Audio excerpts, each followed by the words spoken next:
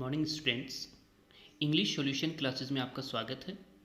Students, हमने जाना था एक बॉयज़ सॉन्ग के बारे में कि ये boys songs of Wilfred Wilson Gibson की एक पोइम है जिसमें उन्होंने बताया था कि वह बर्ड लवर है, पक्षियों को प्रेम करने वाला है, इसलिए वह उनके लिए जाल नहीं बिछाता है। और इसके लिए इसने दो एग्जाम्पल भी दिए थे, ब्लूटिट का और ईगल का। तो ब्लूटिट और ईगल का एग्जाम्पल देते हुए उसने बताया कि किस प्रकार से यह जो पक्षी हैं वो उसके हैं, कि जिनके लिए वह जाल नहीं बिछाता तो वह पक्षी हैं वो उनके हैं। तो चलेगा, अब हम इनके क्वेश्चन आंसर की तरफ चलते हैं। सबसे पहला जो क्वेश्चन है इसकी फर्स्ट स्टेंजा से ही ले लेते हैं। फर्स्ट स्टेंजा में एक लाइन थी कि all the birds are belong to me. यहाँ पर उसने बताया है कि वह जो पक्षी हैं वो मेरे हैं। कहने का मतलब है उसका कि वह उन सब लोगों के लिए हैं जो इसके लिए जाल नहीं बिछाते। तो यहीं से पहला क्वेश्चन इसका राइज कर लेते हैं। क्वेश्चन नंबर वन लिख लेते हैं, whom do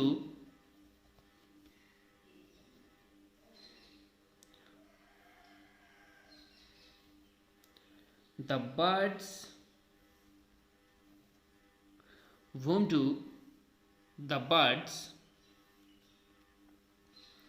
of the air belong to। कहने का मतलब है कि वह जो पक्षी हैं जो आकाश में या फिर हवा में विचलन करते हैं वह किसके हैं। तो आंसर है, जैसा कि इसमें मैंने बताया कि यहाँ पर लिखा हुआ था फर्स्ट स्टेंजा में, all the birds are belong to me, मतलब कि मैं उसके लिए जान नहीं बिछाता। Because I set no snare flying them free, all the birds are on the air belong to me. ये कहने का मतलब है कि वह जो पक्षी हैं वह उसके हैं। कहने का मतलब है कि वह जो पक्षी हैं वो उन सबके हैं जो कि पक्षियों के लिए जाल नहीं बिछाते। तो आंसर में हम लिख सकते हैं, the birds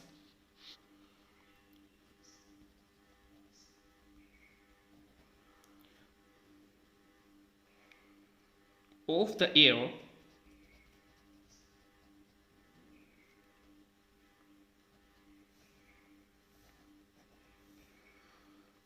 belong to those those people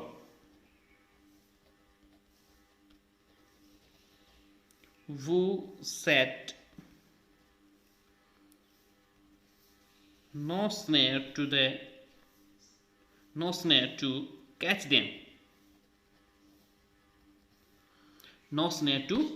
them, यानी कि उनके लिए पकड़ने के लिए जाल है वो नहीं बिछाते। तो यह जो पक्षी आकाश में विचलन करने वाले हैं वो उसके हैं। नेक्स्ट क्वेश्चन हम लिख लेते हैं इसका, क्वेश्चन नंबर 2। तो क्वेश्चन नंबर 2 है वह, इसमें इसी से क्वेश्चन बना लेते हैं कि वह जो पक्षी हैं वह उसके हैं, लेकिन कैसे हैं। यानी कि यहाँ पर हवा में विचलन करने वाले जो पक्षी हैं वह कैसे हमारे बन सकते हैं, हम ऐसा क्या करें कि जिससे कि वह पक्षी हैं वो हमारे भी हो जाएं। तो क्वेश्चन यहीं से, how could all the birds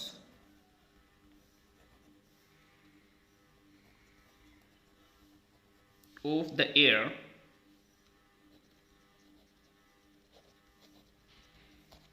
belong to us, कैसे हो सकते हैं हमारे। तो आंसर में हम लिख लेते हैं इसका, आंसर में हम लिख देते हैं कि all the birds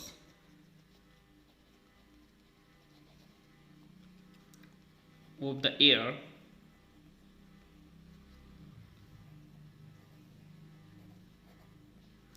belong to us. किस लिए, यदि हम उनको नहीं पकड़े, उनको पकड़ने के लिए जाल नहीं बिछाएं तो वह भी हमारे हो सकते हैं। तो all the birds of the air belong to us if we set no snare to catch them, no snare to catch them. यदि हम उनको पकड़ने के लिए जाल नहीं बिछाएं तो वह हमारे हो सकते हैं। नेक्स्ट हमारा क्वेश्चन है, नेक्स्ट क्वेश्चन हम लिखते हैं कि इसने दो पक्षियों का जिक्र किया है, दो पक्षी इसमें मेंशन किए हैं, तो वह दो पक्षी हैं वो कौन कौन से हैं, तो वह जो पक्षी हैं वह कौन कौन से हैं। तो यहीं से क्वेश्चन हम अराइज कर लेते हैं। तो क्वेश्चन यहीं से अराइज करते हुए हम लिखते हैं, विच birds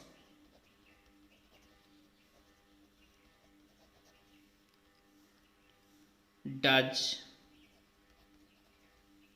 the poet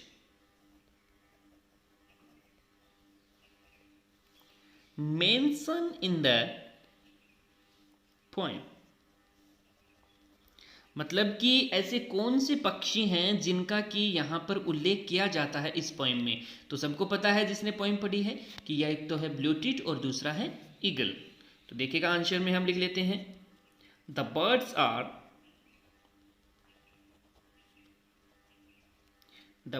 are a blue tit and the eagle.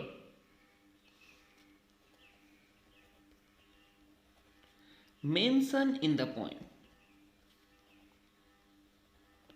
Mention in the poem. तो एक ब्लू टिट थी और एक छोटी चिड़िया थी और एक बाज था जिसको कि इस पोएम में मेंशन किया गया है। चलिएगा क्वेश्चन नंबर 4 की तरफ बढ़ते हैं। क्वेश्चन नंबर 4 में हम देखते हैं कि हमने एक लाइन पढ़ी थी कि all the birds come and, यानी कि all the engage birds come and go for my delight, मतलब कि मेरी खुशी के लिए आ जा सकते हैं। तो ऐसा क्यों कहा कवि ने, यानी कि पोइट थे W.W. गिब्सन थे, उन्होंने ऐसा क्यों कहा था कि वह जो पक्षी हैं वह उसकी खुशी के लिए आ जा सकते हैं। तो इसका क्वेश्चन हम बना लेते हैं, why are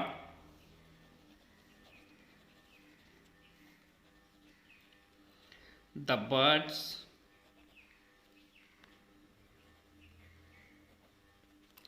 able to come and go for the poet's delight. Able to come and go for the poet's delight, कि कवि की खुशी के लिए कैसे आ जा सकते हैं। तो आंसर में हम लिख लेते हैं इसका, the birds are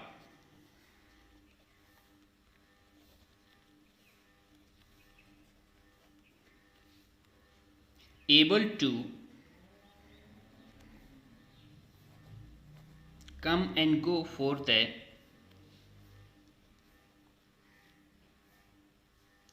poet's joy।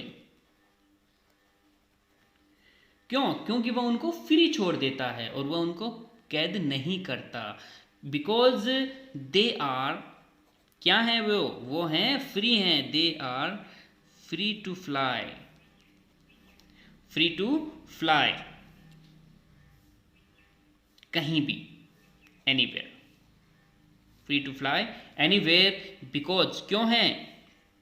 Because क्योंकि वे हैं, दे आर एनकेज्ड, यानी कि वह पिंजरे में नहीं है, तो इसलिए कवि की खुशी के लिए वह कहीं भी आ जा सकते हैं। चलेगा, इसके साथ ही हम इसका नेक्स्ट क्वेश्चन देख लेते हैं। नेक्स्ट क्वेश्चन में क्या बताया गया है। नेक्स्ट क्वेश्चन हम करते हैं इसका, नेक्स्ट क्वेश्चन में हम करते हैं कि लास्ट स्टेंजा जो थी उसमें देखना, उसमें बताया गया है कि सो द सनवर्ड वे आई सोर on the eagles wings and in my heart all day the blue tit sings, कि यहाँ पर एक वर्ड आया है सनवर्ड वे। तो सनवर्ड वे है वो है क्या, यानी कि इसका मतलब क्या है। तो देखिएगा यहीं से एक क्वेश्चन हम बना लेते हैं,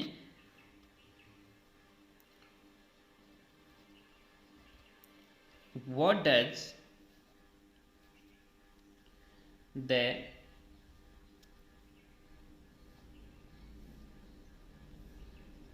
expression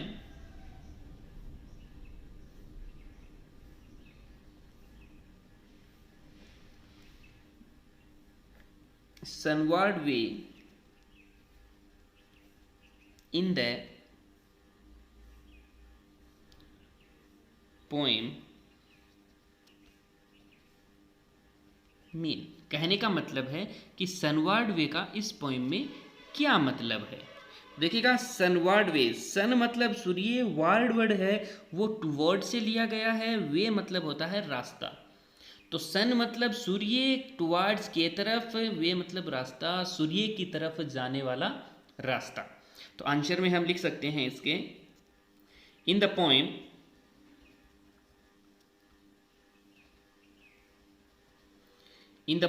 the expression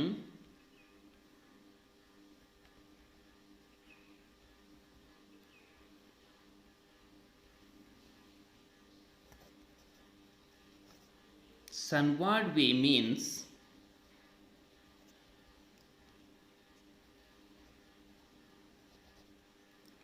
towards the sun, towards the sun। चलेगा, नेक्स्ट क्वेश्चन देख लेते हैं इसी के साथ में इसका चलेगा। नेक्स्ट क्वेश्चन हम जानते हैं इसी लाइन से है कि मतलब कि ब्लूटिट सिंग्स इन माय हार्ट, कि मतलब कि उसके हृदय में ब्लूटिट का जो सॉन्ग है वो गूंजता रहे, गुनगुनाता रहे। तो यह जो सॉन्ग है उसके हृदय पर, उसके हार्ट पर क्या इफेक्ट डालता है, क्या प्रभाव डालता है। तो इसका जो क्वेश्चन है यहीं से बना लेते हैं हम। What effect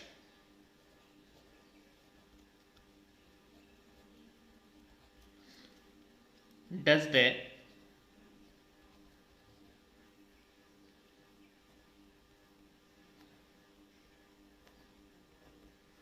singing of the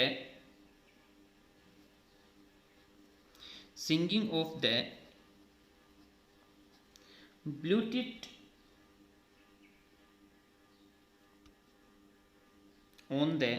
put on the poet? What effect did the singing of the bluetit put on the effect? कि ब्लूटिट का जो गीत है वह कवि के हृदय पर क्या प्रभाव डालता है, कवि के हृदय पर क्या प्रभाव डालता है। आंसर में हम लिख सकते हैं इसका, आंसर में हम लिखेंगे, क्या लिखेंगे, क्या प्रभाव डालता है कि उसका हृदय है वो आनंद से भर देता है और उसे खुशी प्रदान करता है। The singing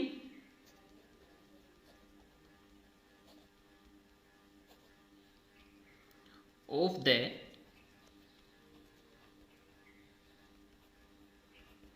bluetit fills the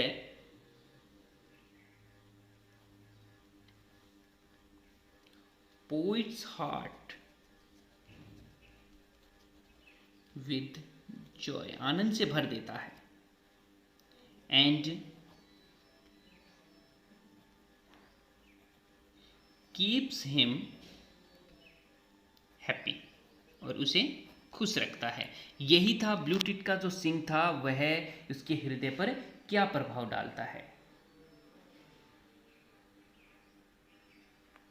और नेक्स्ट क्वेश्चन हम इसका जानते हैं कि कवि जो है, नेक्स्ट क्वेश्चन है कि कवि जो है वो उनको उड़ता हुआ क्यों देखना चाहता है, क्यों चाहता है कि वह उनको कैद न करे। तो देखिएगा, क्वेश्चन है, why does the poet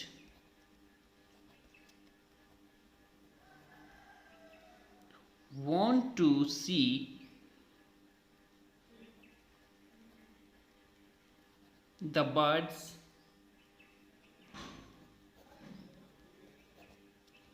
flying freely, यानी कि उनको उड़ता हुआ क्यों देखना चाहता है। तो देखिएगा, आंसर में हम देख लेते हैं कि क्यों देखना चाहता है। क्यों देखना चाहता है, क्योंकि हम कवि जब पॉइंट पढ़ रहे थे तो तभी हमने जान लिया था कि कवि जो है वो क्या है, बर्ड लवर है, और वह नहीं चाहता कि उसके पक्षी हैं वो कैद हों, यानी कि उनके लिए जाल नहीं बिछाना चाहता। तो इसलिए वह चाहता है कि वह उसे हमेशा प्रसन्नता देते रहें, खुशी देते रहें। तो इसलिए वह चाहता है कि यह जो पक्षी हैं वह आज़ाद रहें। तो देखिएगा, आंसर इसका इंग्लिश में लिख लेते हैं किस प्रकार से। The poet is a great bird lover and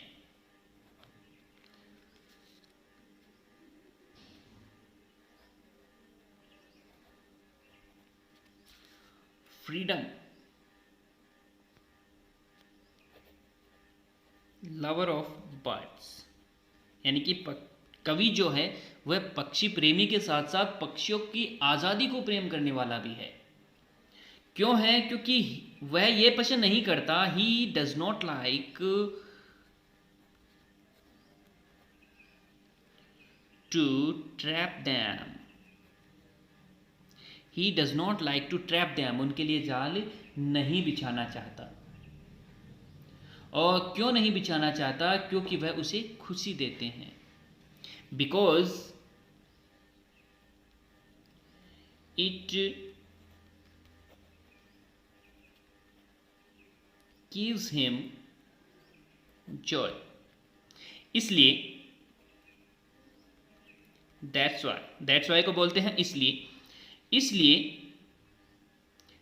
he wants to see the birds flying freely, इसलिए वह इनके लिए जाल नहीं बिछाता और इसलिए वह इनको क्या करना चाहता है? इनको आज़ादी से घूमने देना चाहता है।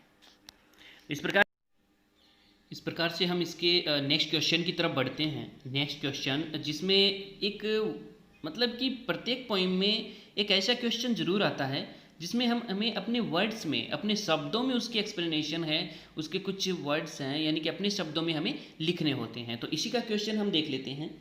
क्वेश्चन जो है वो इसी के रिगार्डिंग है कि किस प्रकार से है, देखिएगा। इसमें टेक्स्ट क्वेश्चन में ही ये क्वेश्चन है, देखिएगा किस प्रकार से है। टेक्स्ट क्वेश्चन में दिया हुआ है summarize, SUMMARIZE, summarize the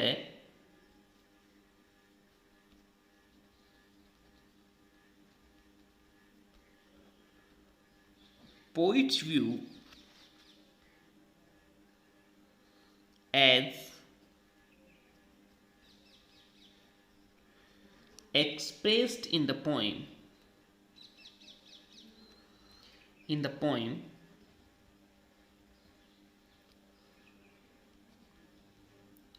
A poet's song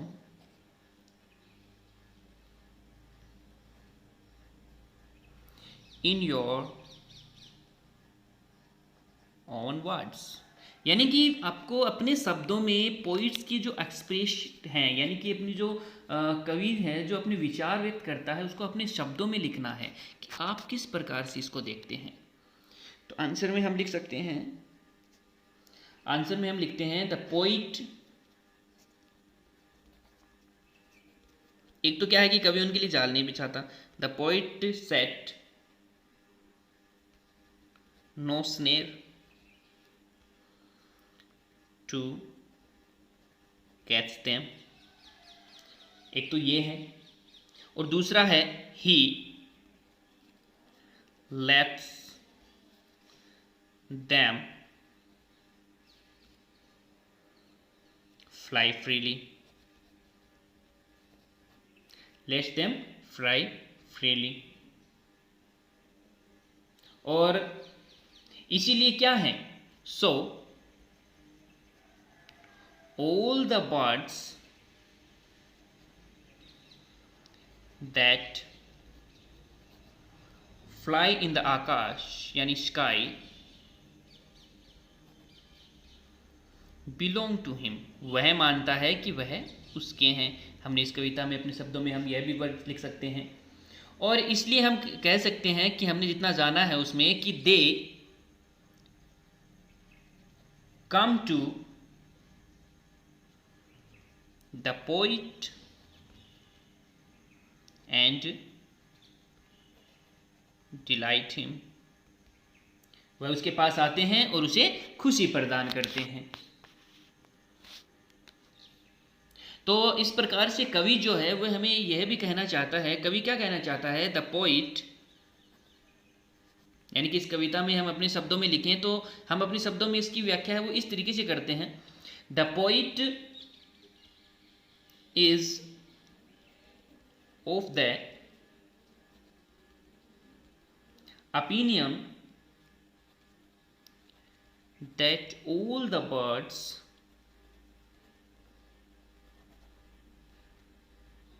should be kept free, यानी कि प्रत्येक जो बर्ड्स हैं उनको फ्री रखना चाहिए। तो हम अपने शब्दों में यदि उसकी व्याख्या करें, अपने शब्दों में हम उसको जानें या हम अपने शब्दों में उसको बताएं कि इस कविता में कवि है वो क्या क्या कहना चाहता है, तो हमने देखा कि सबसे पहली लाइन में ही बोलता है वह कि because I set no snare. एक तो क्या है कि वह उनके लिए जाल नहीं बिछाता, उनको आज़ादी से घूमने देता है। They come to the poet and delight him, इसलिए क्या है कि वह मतलब विचलन करते हैं और कवि की खुशी के लिए आ जा सकते हैं। The poet is of the opinion that all the birds should be kept free, और कवि का अपना मत है कि हमें अब इन पक्षियों को आज़ाद रखना चाहिए, इनके लिए जाल नहीं बिछाना चाहिए। तो हम अपने शब्दों में यदि इस कविता की व्याख्या करें तो इसमें यही वर्ड्स हैं वो बताए गए हैं। तो एक और इसमें एक जो लेशन हमें मिलता है तो वो लेशन भी हम इसमें लिख लेते हैं कि क्या मिलता है, कि हम इससे क्या सीखते हैं। व्हाट डू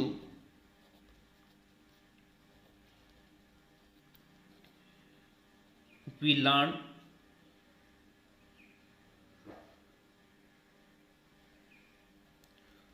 फ्रॉम द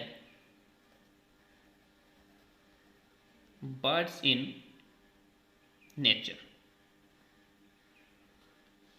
हम what do we learn from the birds in nature, इस प्रकृति में पक्षी से हम क्या सीखते हैं। आंसर में हम लिख सकते हैं we learn from the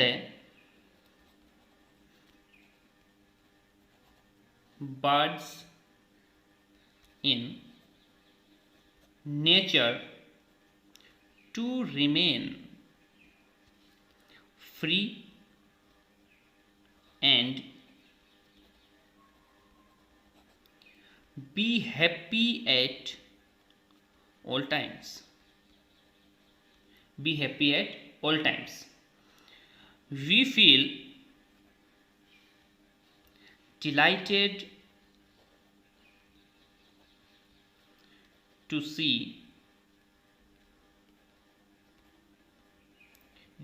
see the birds flying freely. तो हम इससे क्या सीखते हैं कि we learn from the birds in nature, हम पक्षियों से सीखते हैं टू रिमेन फ्री, आज़ाद रहना, एंड बी हैप्पी, खुश रहना, ऑल एट ऑल टाइम्स, प्रत्येक समय में। We feel delighted to see the birds flying freely, और हम जब पक्षियों को आज़ाद देखते हैं तो हम खुशी महसूस करते हैं। तो इस प्रकार से इसके बॉयज सॉन्ग के कुछ इंपॉर्टेंट क्वेश्चंस थे जो कि हमने कर लिए हैं।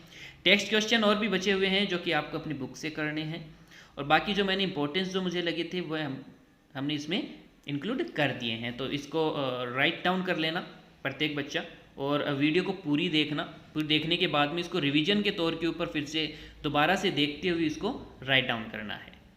चलेगा स्टूडेंट्स, हम अब नेक्स्ट क्लास की तरफ चलेंगे। तो नेक्स्ट क्लास में हम जानेंगे द होप के बारे में, उसके कुछ लाइन टू लाइन एक्सप्लेनेशन करेंगे, तो वो आगे की क्लास में होगा। तब तक के लिए गुड बाय।